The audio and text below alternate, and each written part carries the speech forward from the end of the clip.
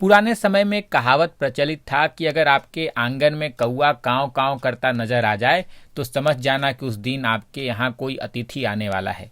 आज के इस बदलते हुए दौर में इसी कहावत को मॉडिफाई कर दिया गया है। अगर शाम की टीवी डिबेट में राजनीतिक कौवे की कांव कांव में आरक्षण आरक्षण आपको सुनाई देने लगे तो समझ जाना कि देश में या देश के किसी राज्य में बहुत ही जल्द चुनाव आने वाला है। उस काले कौवे की कांव कांव के बाद भले आपके घर में अतिथि ना आए, लेकिन इन सफेद कौओं की कांव कांव के बाद देश में या देश के किसी राज्य में चुनाव अवश्य आता है।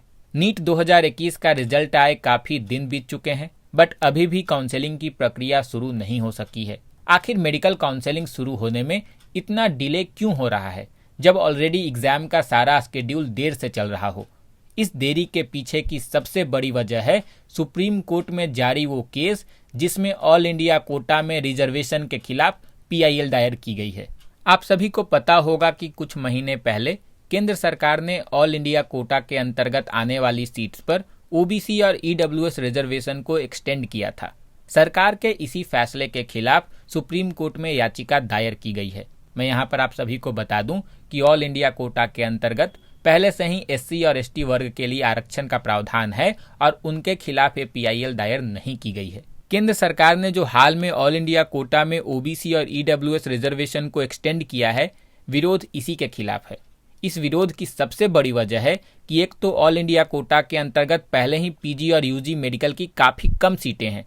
अगर इन सीट्स पर भी pre existing SC ST reservation के अलावा और भी रिजर्वेशन इम्पोज कर दिया जाएगा तो जनरल कैटेगरी की सीटें काफी कम हो जाएंगी। इसी सुनवाई के दौरान सुप्रीम कोर्ट ने सरकार से पूछा था कि उन्होंने किस आधार पर EWS के लिए 8 लाख की लिमिट तय की है। शुरू में तो केंद्र सरकार ने इस पर कोई ठोस जवाब नहीं दिया, लेकिन जब सुप्रीम कोर्ट ने सरकार को फटकार लगाते हुए कहा कि अगर आप जवाब देने में सक्षम नहीं हुए तो फिर हम अपने हिसाब से फैसले लेने को स्वतंत्र होंगे। कोर्ट के इसी कड़े रुख को देखते हुए सरकार ने अपने जवाब दाखिल करने के लिए अब 1 महीने का समय मांगा है।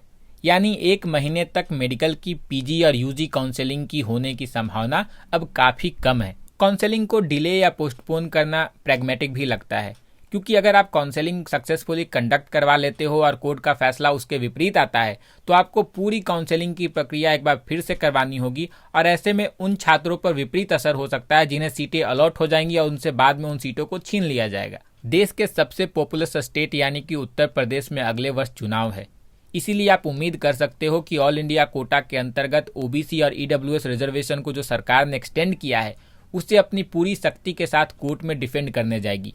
लेकिन इस मुद्दे पर कोर्ट का क्या रुख होता है देखना दिलचस्प होगा। अंडर ग्रेजुएट मेडिकल काउंसलिंग को लेकर अगर आपके मन में कोई सवाल हो तो आप बेहिचक हो टेलीग्राम या इंस्टाग्राम पर हमें मैसेज कर सकते हैं।